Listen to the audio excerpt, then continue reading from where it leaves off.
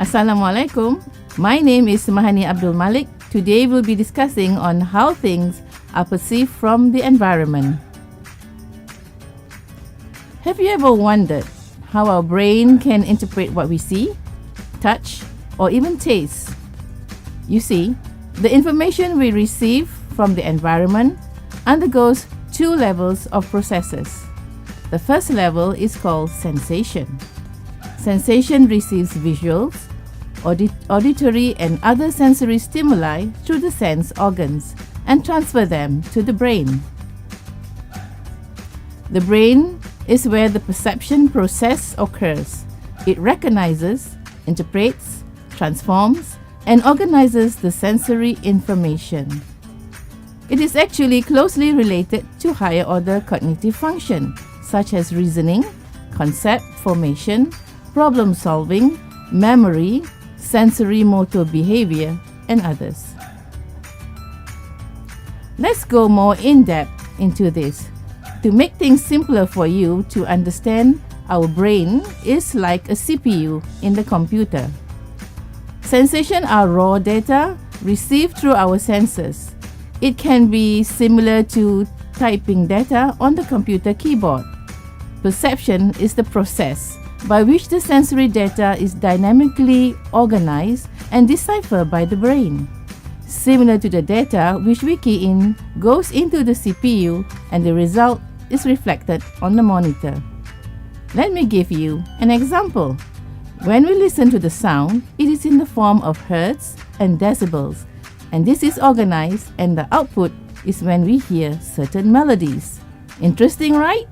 But what is more interesting is how our brain actually organizes the data.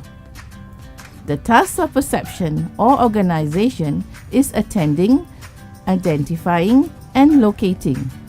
Let's examine what is involved in perception. Gestalt is a psychologist that tried to explain how the organization of the sensory stimuli is done. According to Gestalt, we cannot help but perceive stimuli in groups rather than isolated components. When we see or hear sounds, we tend to organize them from the simplest to the more complex. It is not possible to understand our world if we break our experience into tiny parts.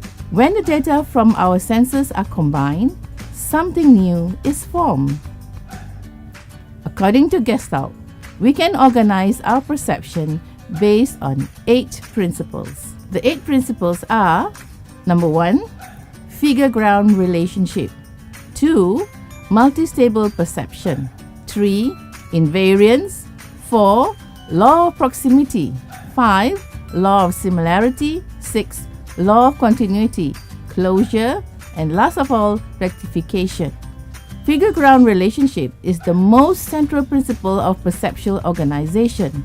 When we see our world, there are certain things that become more obvious than the rest in the background.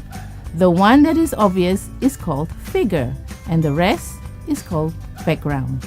Example, when we are watching television, the sound coming from the television set becomes the figure, whereas the other sound, such as the sound coming from the refrigerator in the kitchen nearby, becomes the background. Normally, the background sound is not obvious to us. Multi-stable perception, on the other hand, is the perception of images that pops back and forth interchangeably between one another. However, Gestalt never explained why images appear this way. Try looking at the figure.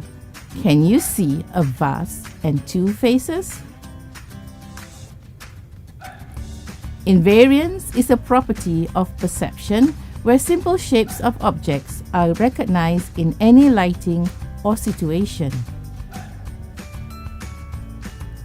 Law of proximity is when objects close together in space or time are usually perceived as belonging to the same group. Have a look at the following diagram. You can see how the small squares really look like one big square. We tend to see the outer boundary that it makes. Law of similarity, on the other hand, tends to make things that look similar as belonging to the same group. Look at the following figure. Can you see how the 4 circles form a 4 square pattern and the square form a cross? When you have similar objects, the ones that are not similar become the focus point. That is why when you are wearing everything green, a special ornament will make it the focal point. Law of continuity talks about how objects that create a continuous form are usually perceived as figures or objects belonging to the same group. If you look at the figure, your eyes will naturally look at the curved line. Closure is when a picture with a familiar image will be perceived as a complete figure even when it is incomplete. Our mind tends to fill in the gap. Meanwhile, rectification is when our visual system allows you to see elusive contours as real contours. For example, if you look at the picture below, you will see an elusive triangle, even though it is not a triangle in reality.